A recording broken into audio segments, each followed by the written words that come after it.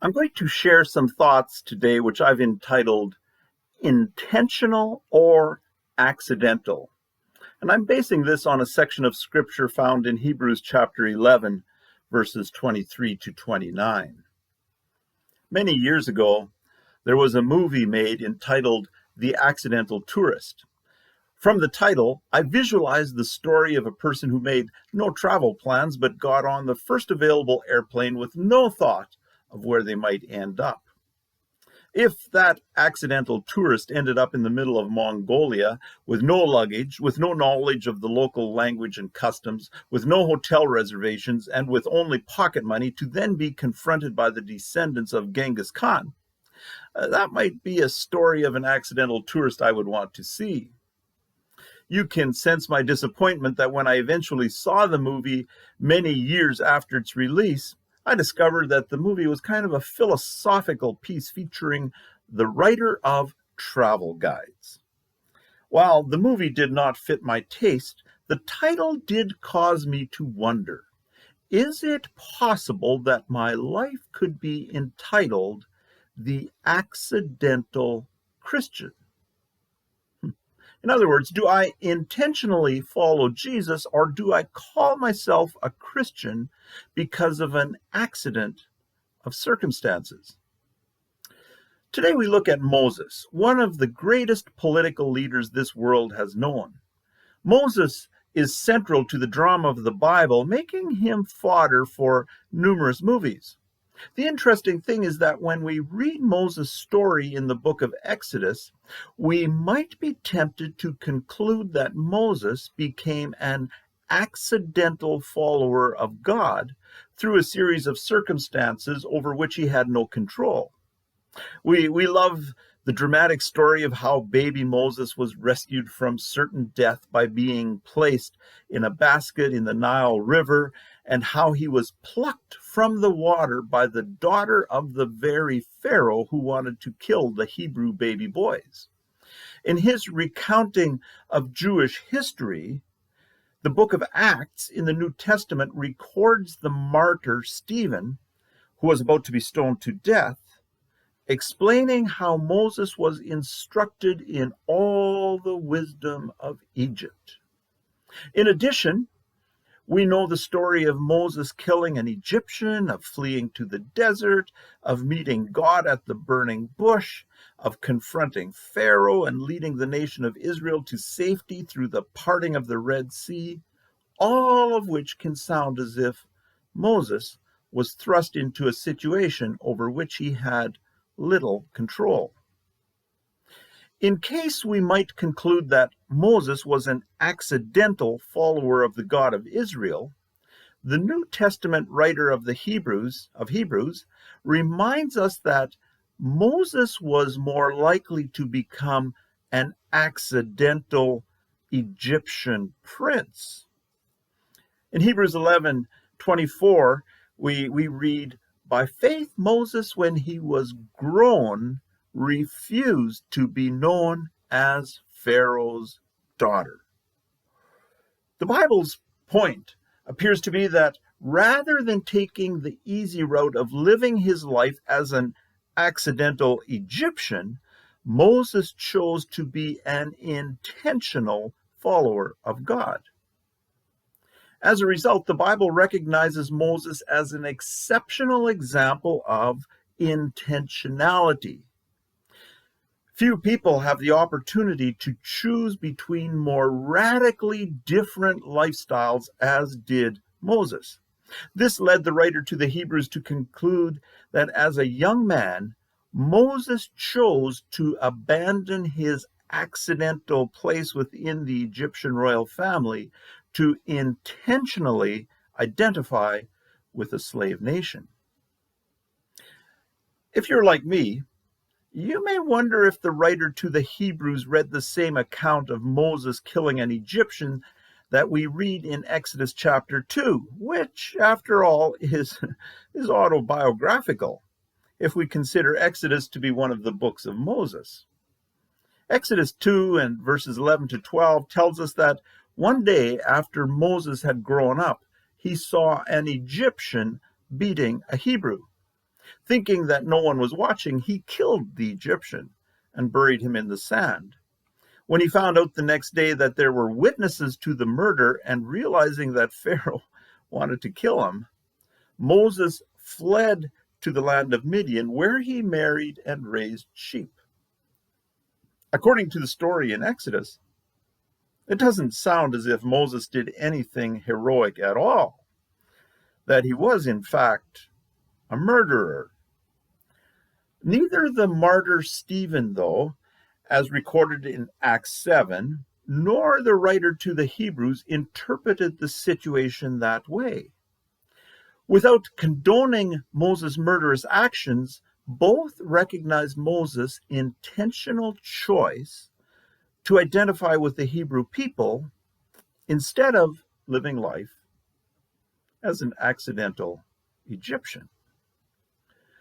It's difficult for us to imagine what it must have meant for Moses to turn his back on all that was part of Egypt's 19th dynasty.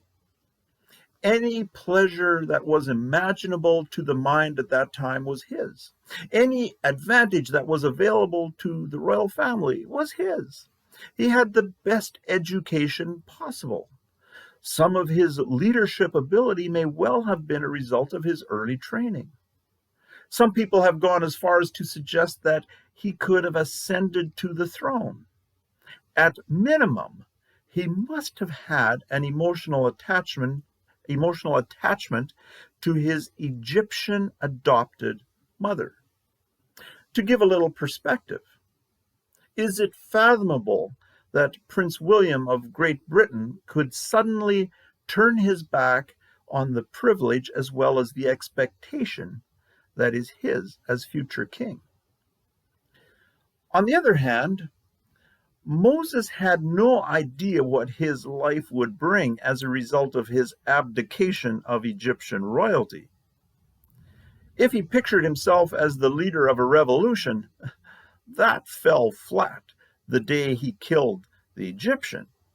He had no way of knowing that he would eventually become the kind of leader for which we know him. The practical result of turning his back on being an Egyptian prince was that Moses first spent 40 years exiled as a desert nomad, perhaps as punishment for murdering the Egyptian, and an additional 40 years of hard labor, being the leader of millions of people who frequently tried to reject his leadership. What then does Moses' example teach us about being an intentional Christian rather than an accidental Christian? The writer to the Hebrews was careful to point out that it means we will be intentional about our identity. As we saw earlier, he wrote, "By faith, Moses, when he had grown up, refused to be known as the son of Pharaoh's daughter." That's Hebrews 11:24. One of the questions I have frequently asked myself is this: am I a Christian only because I was born into a Christian family? In other words, have I made a deliberate choice in being called a Christian, or is it only a name I carry as a product of chance, by accident? American politics has introduced us to the clever little acronym RHINO, R-I-N-O. Calling someone a rhino not only sounds derogatory, it is. RHINO stands for Republican in name only, and it refers to people who call themselves Republicans but are considered to be ideological imposters. The acronym makes a valid point. The name we are called doesn't represent our true identity if we are something in name only. Names by themselves can be deceptive. Carroll Shelby, this is the man, He was a racing car driver who became famous for building high-performance cars. One of his most legendary efforts was the 1965 Mustang Shelby GT350. People assumed that the name GT350 had something to do with the design or specifications of the car, but it was really a joke. When told that they needed to give the car a special name, Carroll Shelby asked someone to count the number of steps between two of his shops. And when he was told that there were about 350 steps, Shelby said they would call the car a GT350. He then added, "A name doesn't make a good car. A good car is what makes the name." We cannot afford to miss the fact that Jesus never invited people to adopt his name. He only invited people to follow him. It was much later that people who were probably not even followers of Jesus began to call Jesus' followers Christians. That's in Acts 11:26. Adopting a name is easy. Following is hard because following requires personal change. Jesus' invitation to have people follow him was an invitation to be intentional about their identity. Following Jesus meant engaging in deep personal change, not simply affirming a few beliefs. One of the ways of evaluating our adherence to names or our adherence to following is whether we focus on belief systems or whether we focus on personal change. It's hard to escape the sense that something is awry when people who identify as Christians will vigorously debate their belief systems while giving relatively little attention to exhibiting change that following Jesus has brought about. Only adhering to belief systems is an impoverished substitute for seeking personal change.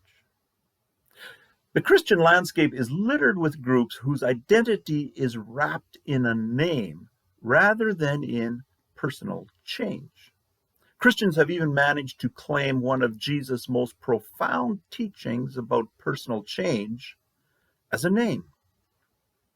When Jesus had his famous interaction with Nicodemus, as recorded in John chapter 3, he told Nicodemus that he needed to be born again.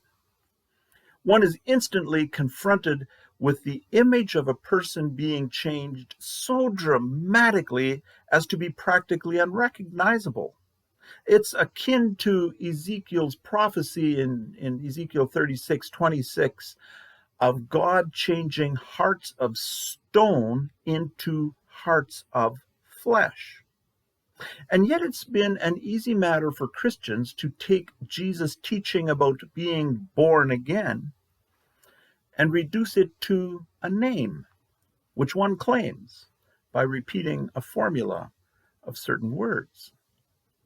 Moses became a primary example of intentionality by his commitment to follow rather than choosing a name. We remember Moses as a great political leader, but he had no title. He had really no big name. Instead, he came to be known as, according to Numbers chapter 12, verse 3, the most humble man on earth. Yes, he committed murder as a young man, but that unfortunate incident likely became instrumental in his willingness to follow. The writer to the Hebrews highlighted a couple of examples of Moses' intentionality. He wrote in verses 25 to 26, he, that's Moses, chose to be mistreated along with the people of God rather than to enjoy the fleeting pleasures of sin. He regarded disgrace for the sake of Christ as of greater value than the treasures of Egypt because he was looking ahead to his reward. Intentionality is not an easy way out. Intentionality will always require making tough choices. We do well to remember that Moses' tough choices had less to do with affirming a set of beliefs and more to do with following.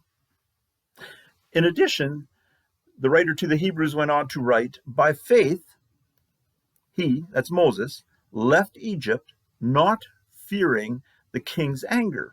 He persevered because he saw him who is invisible. That's Hebrews 11:27. Neither Moses nor the writer to the Hebrews viewed faith as an invisible intangible. Intentionality will bring visibility to our faith. In Moses' case, he persevered when others would have given up. We live in a time when those who claim to represent faith are under increasing scrutiny.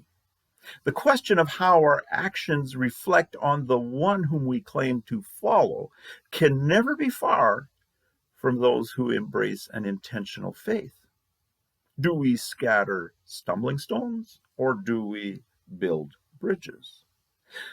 There will always be areas of our lives which are accidental to us, over which we have no control. How we choose to rise above that over which we have no control is determined by our approach to intentionality.